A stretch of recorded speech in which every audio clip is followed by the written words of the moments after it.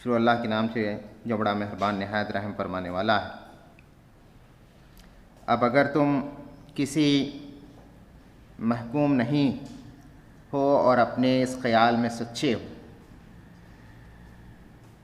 تو جب مرنے والے کی جان حلق تک پہنچ چکی ہوتی ہے اور تم آنکھوں سے دیکھ رہے ہوتے ہو کہ وہ مر رہا ہے، اس وقت اس کی نکلتی ہوئی جان کو واپس کیوں نہیں لے آتے؟ اس وقت تمہاری بنسبت ہم اس سے زیادہ قریب ہوتے ہیں، مگر تم کو نظر نہیں آتے۔ پھر وہ مرنے والا اگر مقربین میں سے ہو تو اس کے لیے راحت اور عمدہ رزق اور نعمت بھری جنت ہے، اور اگر وہ اصحاب الیمین میں سے ہو تو اس کا استقبال یوں ہوتا ہے کہ سلام ہے تجھے، تو اصحاب الیمین میں سے، اور اگر وہ جھٹلانے والے گمراہ لوگوں میں سے ہو تو اس کی توضیح کے لیے کھولتا ہوا پانی ہے اور جہنم میں جھونکا جانا ہے۔ یہ سب کچھ قطعی حق ہے، پس اے نبی صلی اللہ علیہ وسلم اپنے رب عظیم کے نام کی تسبیح کرو۔ اب ایک درس حدیث ہوگا جس کا عنوان غصہ ہے، جس کو پیش کریں گے عبدالواحد شعبان۔ رسول اللہ صلی اللہ علیہ وسلم نے ارشاد فرمایا، کسی بندے نے کوئی گھونٹ سے زیادہ افضل ہو جسے وہ اللہ تعالیٰ کی رضا و خوشنودی کی خاطر پی جائے۔ اب ایک تقریر ہوگی جس کا عنوان ہے شرعیت، اسلامی معاشرت و سیاست کی اہم ترین بنیاد، جس کو پیش کریں گے سید ساجد سلیم صاحب۔ شرعیت یعنی مشورہ لینا۔ ابھی میں نے پہلے سورہ آل عمران کی ایک آیت کا کچھ ٹکڑا آپ کے سامنے تلاوت کی، جس کے اندر اللہ تبارک و تعالیٰ نے اپنے نبی صلی اللہ علیہ وسلم کو یہ بات کہی کہ ان کے قصور معاف کر دو، ان کے حق میں دعائے مغفرت کرو، اور دین کے کام میں ان کو بھی شریک مشورہ رکھو۔ شرعیت کی اہمیت اسلام نے بڑی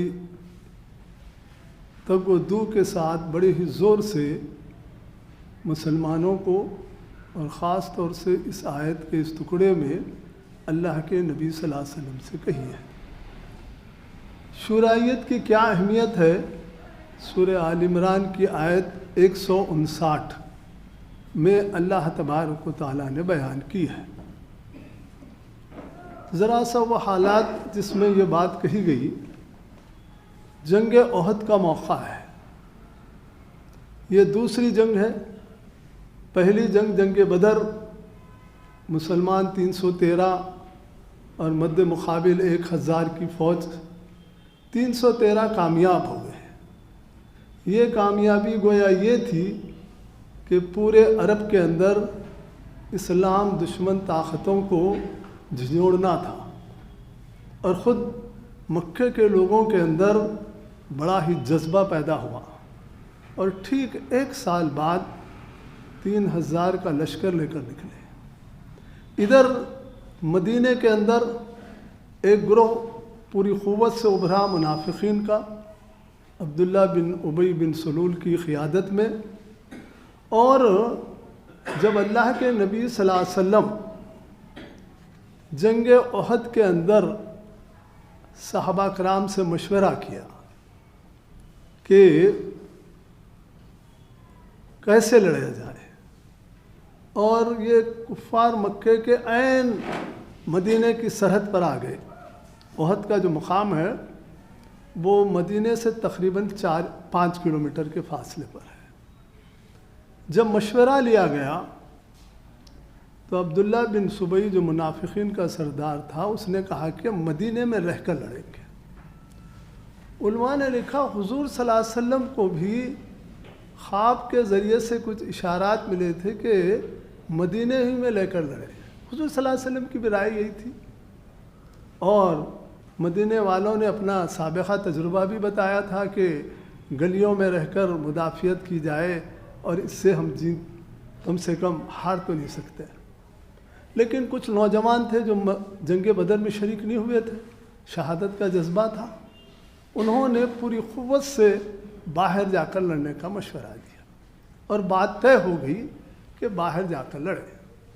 لیکن اللہ کے نبی صلی اللہ علیہ وسلم کی بھی رائے تھی اندر رہ کر لڑیں گے, اور آپ کو اس بات کی واقفیت بھی تھی اور پیغمبرانہ بصارت سے یہ بھی جان رہے تھے کہ باہر جا کر لڑنے سے بڑا نقصان ہونے والا ہے. آپ غور کر دیکھیے کہ باہر جا کر لڑنے سے زیادہ نقصان ہونے کے خدشات ہیں. ایک مفسر نے لکھا کہ آپ کو اس بات سے بے آگاہی ہوئی تھی کہ آپ کے خاندان کے عزیز ترین آدمی بھی شہید ہوں گے اس کے اندر, لیکن کیونکہ ایک مشورے میں ایک رائے آ گئی تھی اور حضور صلی اللہ علیہ وسلم نے اس رائے کو مان لیا اور حجرے میں جا کر آپ فوجی جو زر و بختر ہوتا ہے وہ پہن لیے. لیکن کچھ تجربے کار لوگوں نے نوجوانوں کو کہا کہ آپ نے یہ لوگ کیا کیے, کہ حضور صلی اللہ علیہ وسلم کی یہ رائے نہیں تھی. ان لوگوں نے پھر اپنی رائے کو رجوع کر کر حضور صلی اللہ علیہ وسلم سے کہا کہ نہیں بھائی, پھر ایک مرتبہ اس فیصلے پر نظر ثانی کی جائے. آپ غور کر دیکھیے کہ اللہ کے نبی صلی اللہ علیہ وسلم نے فرمایا اجتماعیت میں مشورے کے بعد کوئی فیصلہ ہو جائے تو اس پر نظر ثانی نہیں ہوگی, قدم اٹھایا جائے گا اللہ پر توکل کر کر. وہ آیات میں وہ تمام باتیں آئی ہیں. الغرض حضور صلی اللہ علیہ وسلم کو اس بات کی آگاہی, اس بات کا خدشہ اور یہ بات جانتے تھے کہ نقصان زیادہ ہونے والا ہے, لیکن اس کے باوجود بھی شورا کی جو بات طے ہوئی تھی اس سے آپ نے ہٹا نہیں, نقصان ہونے کے باوجود. اور دیکھ لیا آپ نے کہ اس جنگ کے اندر مسلمانوں کے 70 جلیل القدر صحابہ شہید ہوئے, ایک سے ایک اونچے. حضرت حمزہ رضی اللہ تعالیٰ عنہ, حضرت مصعب بن عمیر رضی اللہ تعالیٰ عنہ, بڑے اونچے صحابہ, اور اس سے زیادہ زخمی ہوئے. مدینے کے اندر کوحرام مچ گیا, کئی عورتیں یتیم اور بچے, عورتیں بیوہ اور بچے یتیم ہو گئے. لیکن اس کے باوجود بھی اللہ تبارک و تعالیٰ نے نبی صلی اللہ علیہ وسلم کو یہ بات کہی کہ یہ ہوا مشورے کی وجہ سے, یہ ہوا شورا کے غلط فیصلے کی وجہ سے, لیکن ہوا ضرور ہے, نقصان ہوا ہے, اور وہ بھی نقصان کوئی معمولی نقصان نہیں ہے. عرب کے اندر ایک چھوٹی سی بستی ایک نئے دین کو دنیا میں غالب کرنے کے لیے اٹھی ہے اور تمام لوگ اس کو کچلنے کے لیے ہیں. ایسے وقت شورا سے ایک تھوڑی سی تساہل نے کتنا بڑا نقصان مسلمانوں کو دیا ہے. جنگ بدر کے بعد جن کی ہمتیں دب گئی تھیں, جنگ احد کے بعد وہ اٹھ کر آئی. خود مدینے کے اندر جو یہودی قبائل تھے انہوں نے بھی سر اٹھانا شروع کر دیا, لیکن اس کے باوجود اللہ تبارک و تعالیٰ نے کہا,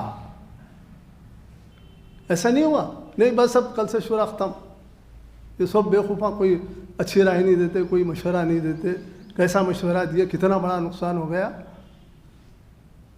آپ غور کر دیکھیے, اللہ تعالیٰ نے کہا انہیں معاف کر دیجیے, ان کے حق میں دعا کریے, اور پھر ان کو مشورہ لیجیے ان سے. اب آپ بتائیے کتنی اہمیت ہے اجتماعی زندگی میں, اجتماعی اداروں میں, اجتماعی کام میں. کہا کہ پھر ان سے مشورہ لیجیے.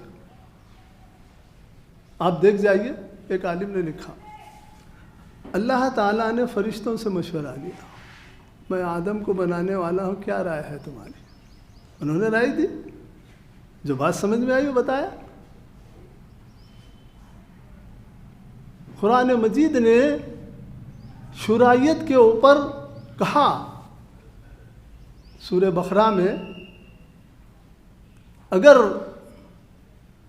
باپ چاہتے ہیں کہ بیٹے کو 2 سال دودھ پلائیں تو وہاں بتایا گیا کہ عورت اور مرد مشورہ کرے, ماں اور باپ. یہ نہیں ہو کہ ماں اس کا بیٹا ہے وہ کرے, باپ اس کا ہے, نہیں, مشورہ کرے وہاں. اسی طرح ہم دیکھتے ہیں قرآن مجید میں سورہ نمل میں بتایا گیا حضرت سلیمان علیہ السلام نے جو اپنی پرندوں کی میٹنگ لی، دیکھا کہ ہدہد نہیں ہے، تو اس نے آ کے بتایا کہ فلاں قوم پر ایک عورت حکومت کرتی ہے اور وہ اللہ کے بجائے سورج کی پوجا کرتے ہیں. تو حضرت سلیمان علیہ السلام نے ایک خط بھیجا.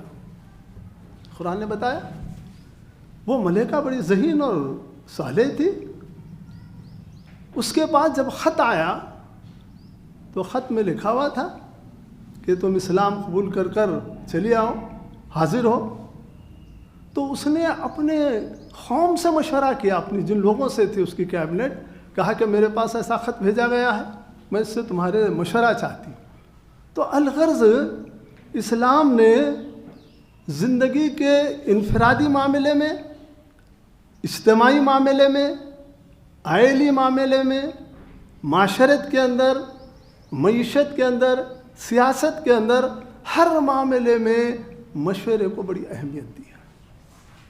آپ غور کر کر دیکھیے کہ اللہ تبارک و تعالیٰ نے مشورے کے لیے کہ آپ زندگی کے انفرادی معاملہ ہو، گھریلو معاملہ ہو، سیاسی معاملہ ہو، کمانے دھمانے کا معاملہ ہو، ہر معاملے کے اندر اسلام نے اہل ایمان کو مشورے کی تاکید کی ہے اور حکم دیا ہے. اور مشورے کے اندر بہت سارے فائدے ہیں. آپ غور کر کر دیکھیے، مشورے کے اندر خاص طور سے اللہ تبارک و تعالیٰ نے اسی لیے اس کی اہمیت بتائی ہے کہ مشورے کے ذریعے سے آپس میں محبت بڑھتی ہے، آپس میں ایک دوسرے پر اعتماد آتا ہے، اور اجتماعی کام کے اندر ایک دوسرے کو مل کر کام کرنے کا جذبہ پیدا ہوتا ہے. آپ غور کر کر دیکھیے، جس معاملے کا تعلق ہو دو یا زائد آدمیوں کے مفاد سے ہو، اس میں کسی ایک شخص کی اپنی رائے سے فیصلہ کر ڈالنا اور دوسرے کے متعلق شخص کو نظر انداز کر دینا زیادتی ہے. بھائی ایک 4 آدمی کا معاملہ ہے، اس میں سے ایک صاحب فیصلہ کر لے رہے ہیں سب بیٹھ کے، حالانکہ وہ تینوں کے معاملہ کنسرنڈ ہے، تو اس کے معنی یہ ہے کہ یہ صاحب زیادتی کر رہے ہیں. پھر اسی کے ساتھ ساتھ یہ انصاف کے تقاضے کے بھی خلاف ہے. ایک معاملہ جتنے لوگوں کے مفاد سے تعلق رکھتا ہے اس میں ان سب کی رائے لی جائے، جتنے لوگوں سے تعلق رکھتا ہے. اگر افراد زیادہ ہیں، 1000-2000 ہیں، اب تو مشورہ نہیں لیا جا سکتا، تو ان کے جو منتخب نمائندے ہیں، انہوں جن کو اپنا نمائندہ بناتے ہیں، ان نمائندوں سے مشورہ لیا جائے. پھر اسی کے ساتھ ساتھ یہ بات بھی ہے کہ مشترکہ معاملات میں کوئی فرد اپنی منمانی چلانے کی کوشش نہ کرے. اور یہ کوشش آدمی کیوں کرتا ہے اجتماعی معاملے میں، کوئی ادارے میں؟ کہ اس کو اپنی کوئی ذاتی غرض رہتی ہے، ایک وجہ، یا وہ اپنے آپ کو بڑا سمجھتا ہے، دوسروں کو حقیر سمجھتا ہے. ارے ان سے کیا مشورہ لینا، میں اتنا کوالیفائڈ، اتنا تجربے کار، کئی چیزیں چلا چکا ہوں. یا تو یہ ہوتا ہے اس کے اندر، جس کی وجہ سے وہ مشورہ نہیں لیتا ہے. پھر اسی کے ساتھ ساتھ یہ بات بھی ہے کہ جن افراد کا معاملات کا تعلق دوسروں سے ہوتا ہے، اگر کوئی آدمی جو اللہ پر یقین نہیں رکھتا، آخرت کی جواب دہی کا یقین نہیں رکھتا، خود اپنے طرف سے فیصلہ کرتا ہے، تو کتنی بھاری ذمہ داری وہ اٹھاتا ہے سب کے بارے میں. تو اس طرح اللہ تبارک و تعالیٰ نے مشاورت کو بڑی اہمیت دی ہے. حضرت عائشہ صدیقہ رضی اللہ تعالیٰ نے حضور صلی اللہ علیہ وسلم سے پوچھا، اگر شادی میں کیا لڑکی سے مشورہ لیں؟ کہا کہ ہاں، لڑکی سے مشورہ لینا ضروری ہے. آپ غور کر کر دیکھیے، شادی بیاہ کے معاملات میں نہ لڑکے سے مشورہ ہوتا ہے نہ لڑکی سے. تو اسلام نے ہر معاملے میں، انفرادی ہو، اجتماعی ہو، معاشی ہو، سیاسی ہو، گھریلو عائلی زندگی کا ہو، تو ہر معاملے میں مشورہ کرنے کی تاکید کی ہے اور حکم دیا ہے. پھر اسی کے ساتھ ساتھ آپ غور کر کر دیکھیے، مشورہ لینے سے کئی باتیں سامنے آتی ہیں، ہر ایک کا نقطہ نظر سامنے آتا ہے. میں جیسا سوچ رہا ہوں آپ نہیں سوچتے، آپ جیسا سوچ رہے ہیں دوسرا نہیں سوچتا، اور ہر ایک کی سوچ اور ہر ایک کی بات آنے سے فیصلہ کرنے میں، اقدام کرنے میں ایک استحکام آتا ہے.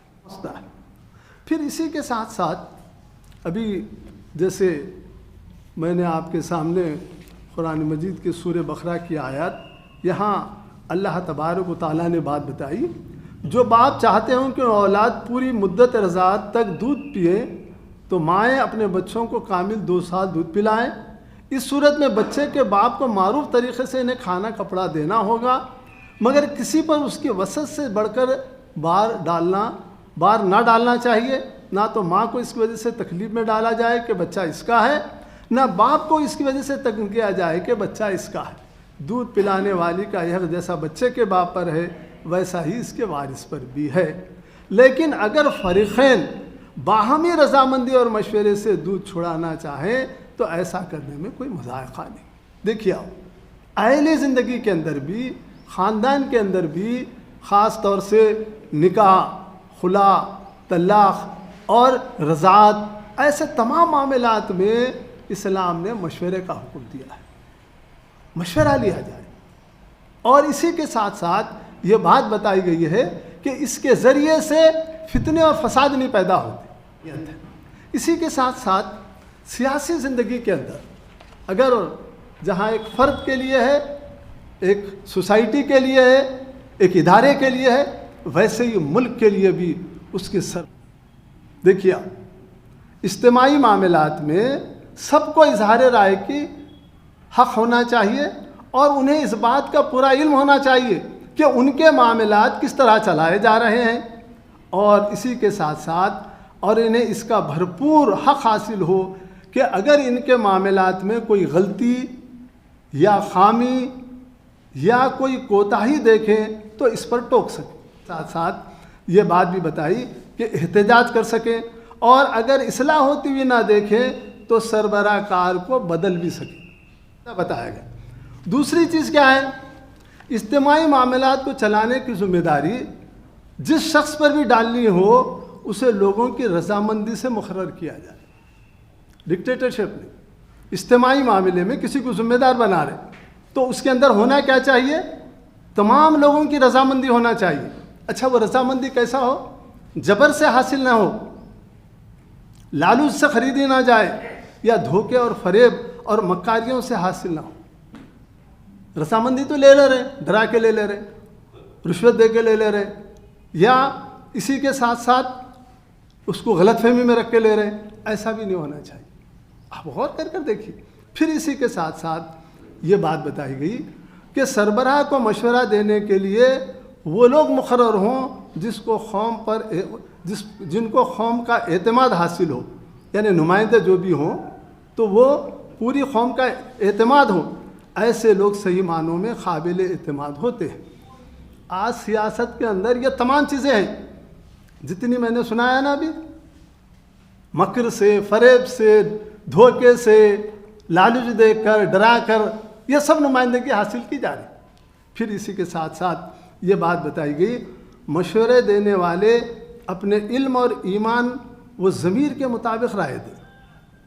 دیکھیے آپ سے مشورہ پوچھا جا رہا ہے تو آپ کا دل اور ضمیر کیا بول رہا ہے اس کے حساب سے دیجئے. یہ اسلام نے کتنے فطری اصول بتائے. آج ہم یہ تمام اصولوں کو چھوڑنے کی وجہ سے کوئی ادارہ ایسا نہیں ہے جہاں ڈکٹیٹرشپ نہیں چلتی ہمارے پاس.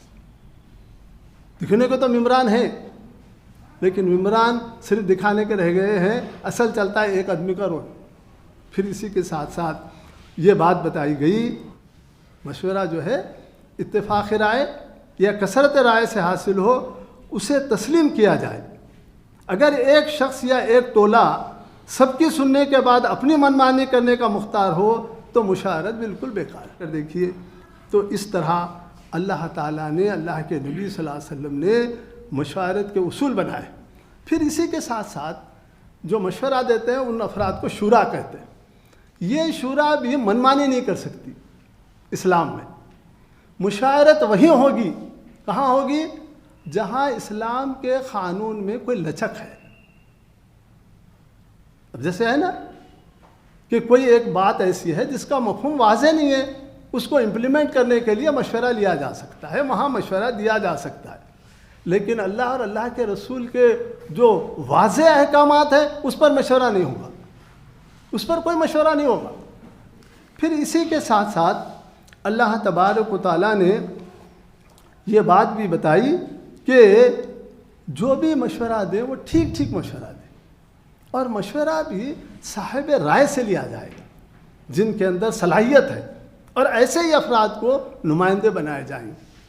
تو محترم حضرات، آپ غور کر دیکھیے اللہ کا دین جو ہم کو دیا گیا ہے کتنا بہترین دین ہے، کیسی بہترین اس کے اندر اللہ نے اجتماعیت کے لیے اصول رکھے ہیں، لیکن آج ہم ان تمام کو چھوڑ دیا ہے۔